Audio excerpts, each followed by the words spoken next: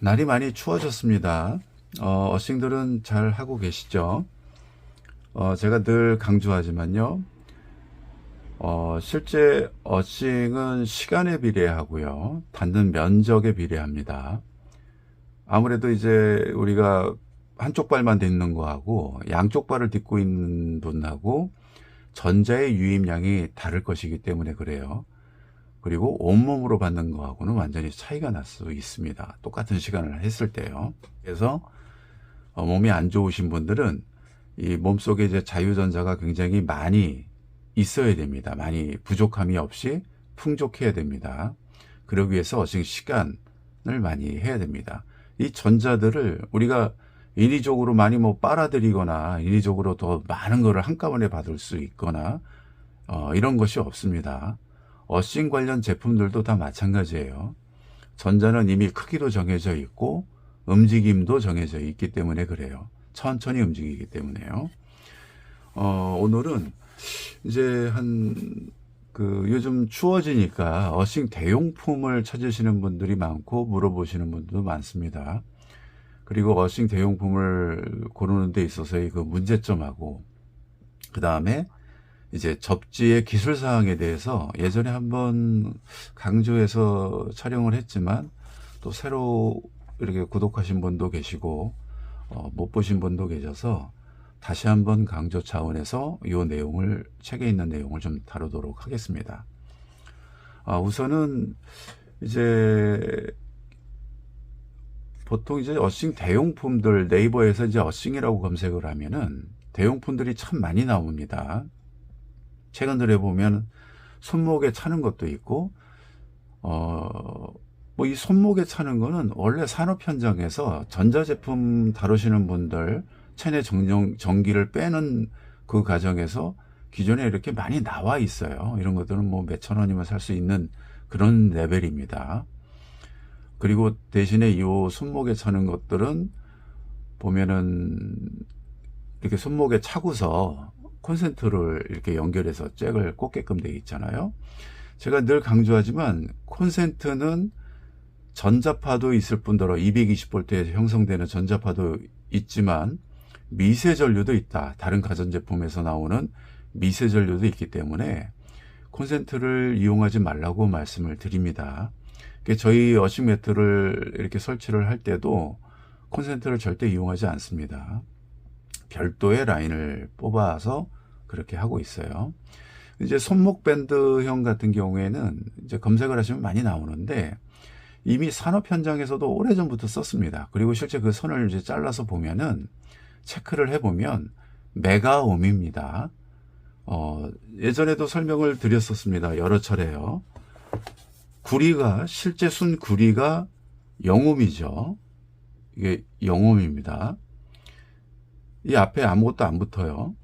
근데 그 다음에 이제 이게 전도성이 제일 좋은 거죠. 높은 거예요. 그 다음에 이 앞에 예를 들어서 30하고 킬로옴 멀티 테스트기로 측정을 하면 이건 한 중간 정도 된다고 보면 돼요. K자가 붙어요. 킬로옴. 그리고 쭉 내려가서 예를 들어서 30 옴 이렇게 표시가 되면 멀티 테스트기에서 이런 옴으로 놓고서 표시를 하면 돼요. 순서대로 나오는 거예요. 낮은 겁니다, 이게. 그러니까 굉장히 전도성이 얕은 거예요. 이건 중간 정도 되고요. 높은 거고요. 이게 구리예요, 구리. 구리가 대부분 이렇죠. 그 다음에 은이나 대부분 이렇습니다. 근데 손목 밴드형은 거의 메가옴인데 몇백 메가옴이에요. 100단위가 넘어가요, 메가옴이. 재보면요. 잘라서 재보면 구리선도 들어가 있지만 아주 가느다란 선이 한두 가닥 정도 들어가 있어요. 다음에 이제 카본이나 그런 걸로 되어 있어요. 그래서 그런 식으로 해서 이제 저항이 많다. 손목 밴드형이. 저항이 많다. 저항이 많은 거는 또 요것뿐만이 아니라 최근에 이렇게 검색을 해보니까 뭐 그래핀이라고 하면서 검은 줄로 뭐 이렇게 벌집 모양으로 생긴 그런 것들이 많아요. 이렇게 많이 나왔더라고요. 뭐 이렇게 생겼죠. 이 검은 줄로 이렇게 돼 있는데 이걸 그래핀이라고 이야기하는 업체들이 많은데 이건 그래핀이 아닙니다.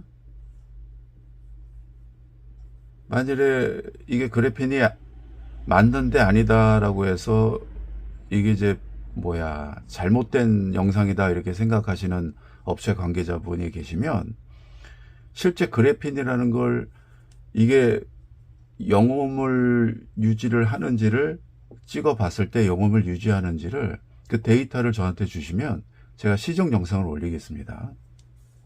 실제 흑연입니다. 그냥 그래파이트요.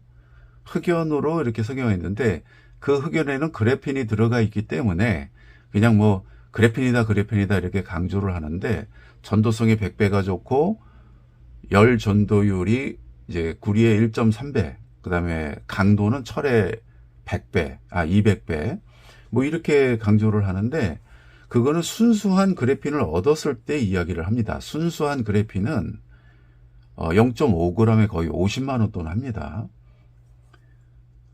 이 흑연을 가지고 성형한 가지고 그래핀이다 하는 거는 어떻게 보면 과장 광고죠. 아무튼 뭐 요런 거.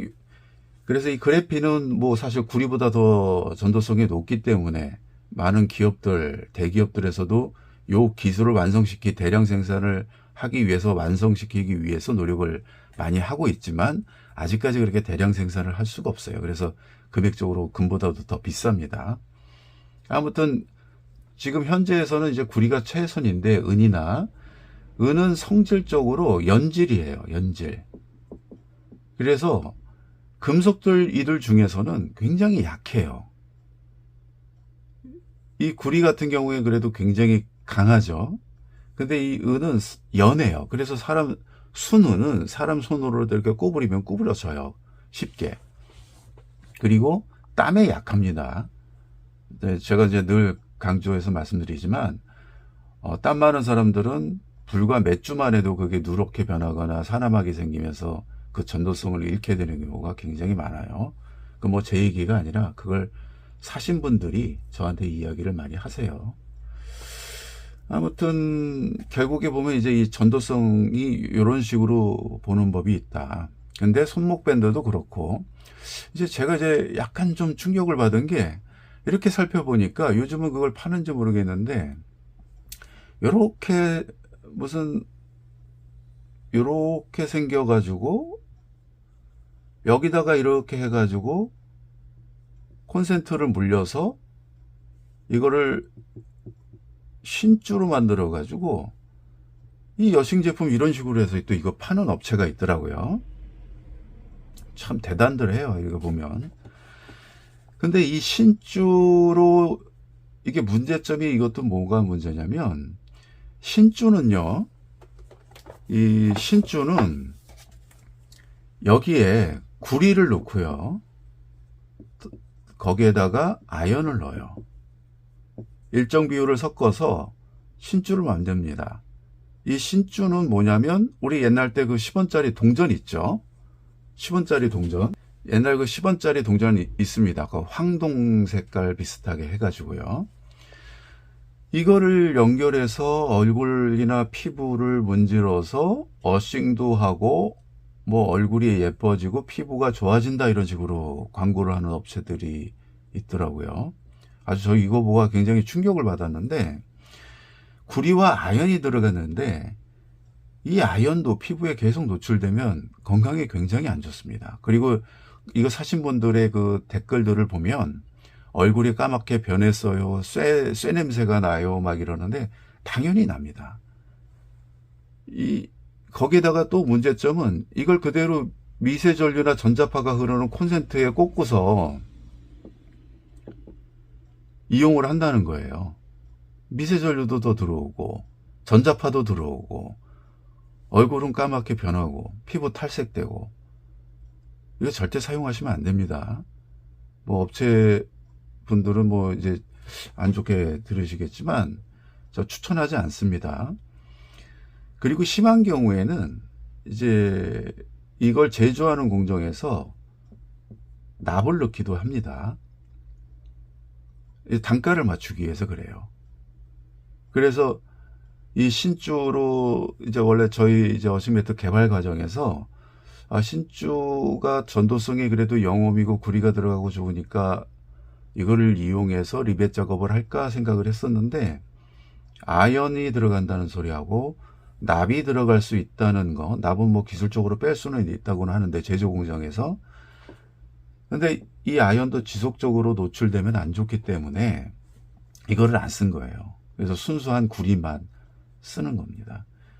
그러니까 이런 거는 추천하지 않습니다.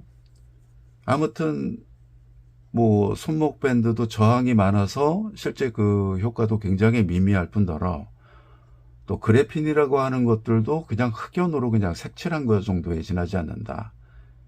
그리고 대부분 다 콘센트를 이용하기 때문에 역시 추천하지 않는다. 뭐 이렇게 생각하면 그러면 뭐 이쪽 엠텍에서 저희들이 만든 것만 추천하는 거냐? 뭐 그렇습니다. 그냥 뭐 제가 제조업을 20년을 했고요. 현장에서 제품을 개발을 많이 했습니다. 실질적으로요. 그 큰 기업에 공급도 많이 했고요. 지금도 이렇게 공급도 하고 있고요. 아무튼 우리가 이 제품을 선정하는 데 있어서, 고르는 데 있어서 가격 뭐 싸다고 해서 그래도 안 하는 것보다는 낫겠지 생각하면서 하시는 거는 이렇게 적극 추천해 드리진 않아요. 솔직한 얘기로 차라리 추워도 밖에 나가서 한 30분이나 10분 정도 밟는 게 오히려 더 낫다. 물론 이제 어싱의 효과를 보려면 30분 이상 밟으시긴 하셔야 되는데, 이제 방한용품이나 왜 핫팩 같은 거를 좀 이용을 하셔서 좀 데피거나 뭐 이렇게 해가지고 대용품. 그리고 어싱 신발도 이렇게 보면 나와 있는데, 제가 이제 간혹 그 저희 매트 이제 시공차 이제 가면 그 신발들을 이렇게 사신 분들이 계시더라고요. 그래서 그거를 멀티테스트기로 전도성을 안쪽과 바깥쪽에 이렇게 재보면 아주 희한하게도 전도성이 없는 걸로 떠요. 이제 업체 관계자들은 그걸 땅을 실제 밟았을 때 그게 이제 전이가 떨어지고 실제 전도성이 생기면서 이제 어싱이 된다고 말씀을 하더라고요. 아무튼 한 두세 가지 관련 업체들 거를 체크를 해봤더니 전도성이 굉장히 안 좋더라. 그래서 저는 그거를 적극 추천하진 않습니다. 근데 뭐 어싱을 하고는 싶은데 맨발로 밟기는 겨울에 너무 힘들고 뭐 이러면 뭐 그래도 일반 신발 신는 것보단 나을 수는 있다. 저는 이렇게 보고 있어요. 근데 저항이 굉장히 너무너무 많기 때문에, 여기 메가옴입니다. 그 신발이요. 아까 전에 설명드린 그거기 때문에 어싱의 효과는 크게 보지는 못할 것이다. 이렇게 보고 있어요. 물론 체내 전기는 볼트가 세기 때문에 체내 전기는 잘 빠져나갈 겁니다. 그것만 빼더라도 도움은 어느 정도 되죠. 근데 이제 치유 목적이나 몸이 안 좋으신 분들은 그 정도 해가지고는 안 됩니다. 물론 저희도 저희 제품 중에 이제 제가 처음에 이제 어싱 그 발찌라는 걸 개발을 했어요. 근데 이 어싱 발찌를 이제 꼬리가 이렇게 밖으로 나와서 이제 땅에 닿게끔 이렇게 싣는 방식인데, 여기 이제 해보니까 약간 매번 할 때마다 이렇게 착용해야 되고 불편한 감은 좀 있어요. 근데 이제 하나 차면은 꼬리가 이렇게 좀 돌아다니고 걷다 보면 신발 위에 이제 얹게 되거나 이러는데, 그걸 2개, 3개 차고서 꼬리가 바깥쪽으로 가게 되면 걸으면서도 어느 꼬리는 항상 닿게 되니까 그나마 좀 사용하는데 문제는 없게 되더라고요. 그거를 이렇게 전기 측정기, 멀티테스트기로 측정을 해보면 실질적으로 그래도 킬로옴 정도로 떠요. 그러니까 메가옴보다도 더 윗단계, 뭐 일반 어싱 매트 정도의 그 전도성을 가지고 있어요.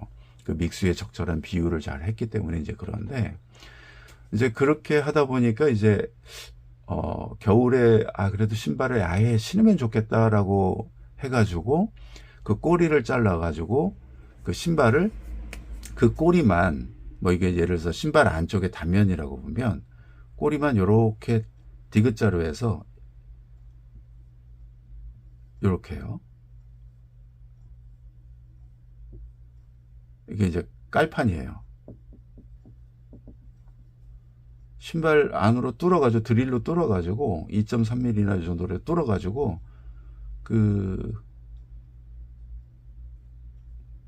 구겨 넣어서 꼬리만 이렇게 해서 디귿자로 만들면 이걸 2개 정도 써가지고 만들면 이게 저는 전이가 굉장히 잘 떨어져요. 꼬리가 직접적으로 이렇게 닿으면서 이용할 수 있기 때문에 그래요. 그래서 그 요령을 제가 그 영상을 찍어서 올려드렸는데 그렇게도 이용해 보시는 것도 괜찮습니다. 그거는 이제 적극 추천합니다. 그렇게 해보니까 편하고 좋아요. 이제 만들기가 처음에 좀 불편하긴 한데 이제 드릴로 뚫기만 하고서 그거를 이제 그 구겨서 넣어서 이렇게 빼면 그러면 이제 어식 신발이 되는 겁니다. 또 다양하게 그런 것들을 여러 개 신발을 만들어 놓으면 이제 사용하시기에 훨씬 더 낫죠.